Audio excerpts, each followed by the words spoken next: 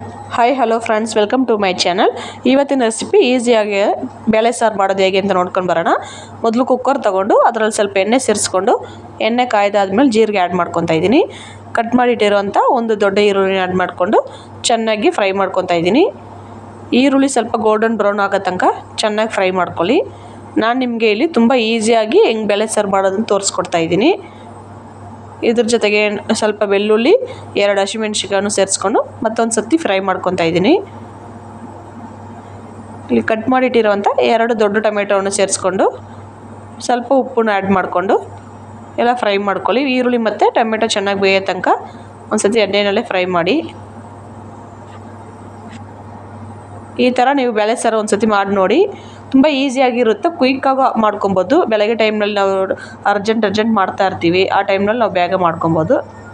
ಇದ್ರ ಜೊತೆಗೇ ಸ್ವಲ್ಪ ಬೀನ್ಸು, ಸ್ವಲ್ಪ ಕ್ಯಾರೆಟ್ ಆ್ಯಡ್ ಮಾಡಿಕೊಂಡು ಮತ್ತೊಂದು ಸರ್ತಿ ಫ್ರೈ ಮಾಡ್ಕೊತಾ ಇದ್ದೀನಿ. ನಿಮ್ಗೆ ಬೇಕಿದ್ದರೆ ಬೇರೆ ತರಕಾರಿ ಯಾವ್ದು ಬೇಕೋ ನೀವು ಆ್ಯಡ್ ಮಾಡಿಕೊಂಡು ಮಾಡ್ಕೊಬೋದು.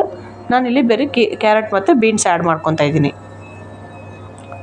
ಸ್ವಲ್ಪ ಅರಿಶಿನ ಪುಡಿ ಆ್ಯಡ್ ಮಾಡಿಕೊಂಡು ಚಿಲ್ಲಿ ಪೌಡರ್, ಇಲ್ಲಿ ಸಾಂಬಾರು ಪೌಡರ್ನ ಆ್ಯಡ್ ಮಾಡ್ಕೊತಾ ಇದ್ದೀನಿ. ನಾನಿಲ್ಲಿ ಆಚಿ ಸಾಂಬಾರು ಪೌಡರ್ ಮಿಕ್ಸ್ ಮಾಡ್ಕೊಂಡಿದ್ದೀನಿ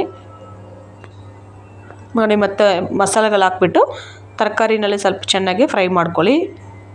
ನೀರು ಯಾವುದೂ ಆ್ಯಡ್ ಮಾಡೋಕ್ಕೆ ಹೋಗಬೇಡಿ. ಮತ್ತು ತೊಗರಿಬೇಳೆ ತೊಳೆದಿಟ್ಟಿರೋವಂಥ ತೊಗರಿಬೇಳೆನೂ ಅಷ್ಟೇ ಒಂದು ಬೌಲಷ್ಟು ಆ್ಯಡ್ ಮಾಡ್ಕೊತಾ ಇದ್ದೀನಿ. ನಿಮ್ಗೆ ಬೇಕಿದ್ದರೆ ಹೆಸ್ರು ಬೇಳೆ ಬೇಕಾದರೆ ಆ್ಯಡ್ ಮಾಡ್ಕೊಳ್ಳಿ. ಬೇಳೆ ಹಾಕ್ಬಿಟ್ಟು ನಿಮ್ಗೆ ಎಷ್ಟು ಬೇಕು ಅಷ್ಟು ನೀರು ಸೇರಿಸ್ಕೊಂಡು ಉಪ್ಪು ಕರೆಕ್ಟ್ ಇದೆಯಾ ಅಂತ ಒಂದು ಸರ್ತಿ ಚೆಕ್ ಮಾಡ್ಕೊಳ್ಳಿ. ನಾವು ಬೇಳೆ ಮತ್ತು ತರಕಾರಿ ಎರಡರೂ ಒಂದೇ ಸತಿ ಹಾಕಿ ಸ್ವಲ್ಪ ಹುಣಸೆಹಣ್ಣಿನ ನೀರು ಹಾಕ್ಬಿಟ್ಟು ಕುಕ್ಕರ್ ಮುಚ್ಚಳ ಮುಚ್ಚಿ ಒಂದು 2 ರಿಂದ 3 ವಿಸಿಲಷ್ಟು ಕೊಟ್ಟು ತಗೊಂಬಿಡಿ. ನೋಡಿ, ಇಲ್ಲಿ ಬೇಳೆ ಸಾರು ರೆಡಿಯಾಗಿದೆ. ಇವಾಗ ಇದಕ್ಕೆ ನಾವು ಸ್ವಲ್ಪ ನಿಮ್ಗೆ ಎಷ್ಟು ಬೇಕೋ ನೀರು ಆ್ಯಡ್ ಮಾಡಿಕೊಂಡು ಮಿಕ್ಸ್ ಮಾಡ್ಕೊಳ್ಳಿ ಒಂದು ಸತಿ. ಬೇಳೆ ಮತ್ತು ತರಕಾರಿ ನೋಡಿ ಎಷ್ಟು ಚೆನ್ನಾಗಿ ಬೆಂದು ಬಂದಿದೆ. ಇವಾಗ ನಾವು ಇದಕ್ಕೆ ಲಾಸ್ಟಾಗಿ ಒಗ್ಗರಣೆ ಮಾಡ್ಕೊಬೇಕಾಗತ್ತೆ. ಅದಕ್ಕೊಂದು ಪ್ಯಾನ್ ತೊಗೊಂಡು ಸ್ವಲ್ಪ ಎಣ್ಣೆ ಆ್ಯಡ್ ಮಾಡಿಕೊಂಡು ಎಣ್ಣೆ ಕಾಯ್ದಾದ್ಮೇಲೆ ಸ್ವಲ್ಪ ಜೀರಿಗೆನೂ ಆ್ಯಡ್ ಮಾಡ್ಕೊತಾ ಇದ್ದೀನಿ. ನಿಮ್ಗೆ ಬೇಕಿದ್ರೆ ಸ್ವಲ್ಪ ಸಾಸಿವೆನೂ ಹಾಕ್ಕೊಬೋದು. ಇಲ್ಲಿ ನಾನು ಸಾಸಿವೆ ನನ್ನ ಹತ್ರ ಇಲ್ಲ, ಅದರಿಂದ ಜೀರಿಗೆ ಆ್ಯಡ್ ಮಾಡ್ಕೊತಾ ಇದ್ದೀನಿ.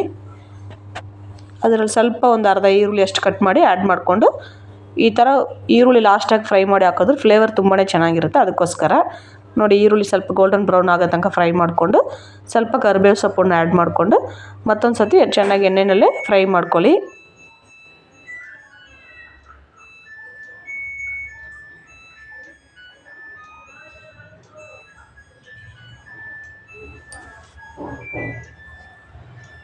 ಈಗ ಫ್ರೈ ಮಾಡಿಟ್ಟಿರುವಂಥ ಈರುಳ್ಳಿಯನ್ನು ನಾವು ಬೇಳೆ ಸಾರು ರೆಡಿ ಮಾಡಿದ್ದೀವಲ್ಲ ಅದಕ್ಕೆ ಮೇಲ್ಗಡೆ ಒಗ್ಗರಣೆ ಹಾಕ್ಕೊಳ್ಳಿ. ಸೇರಿಸ್ಕೊಂಡು ಚೆನ್ನಾಗಿ ಒಂದು ಸತಿ ಸ್ವಲ್ಪ ಕೊತ್ತಂಬರಿ ಆ್ಯಡ್ ಮಾಡಿಕೊಂಡು ಮಿಕ್ಸ್ ಮಾಡ್ಕೊಳ್ಳಿ. ನೋಡಿ ಎಷ್ಟೊಂದು ಈಸಿಯಾಗಿ ಎಷ್ಟು ಕ್ವಿಕ್ಕಾಗಿ ಆಗಿದೆ ಅಂತ. ಒಂದು ಸತಿ ಈ ಥರ ಟ್ರೈ ಮಾಡಿ ನೋಡಿಬಿಟ್ಟು ನನಗೆ ಕಮೆಂಟ್ ಮೂಲಕ ತಿಳಿಸಿ ಫ್ರೆಂಡ್ಸ್. ನೀವು ಮಾಮೂಲಿ ಮಾಡೋ ಬೇಳೆ ಸಾರಿಗಿಂತ ಈ ಥರ ಒಂದು ಸತಿ ಟ್ರೈ ಮಾಡಿ ನೋಡಿ. ಟೇಸ್ಟ್ ವೈಸ್ ತುಂಬಾ ಚೆನ್ನಾಗಿರುತ್ತೆ.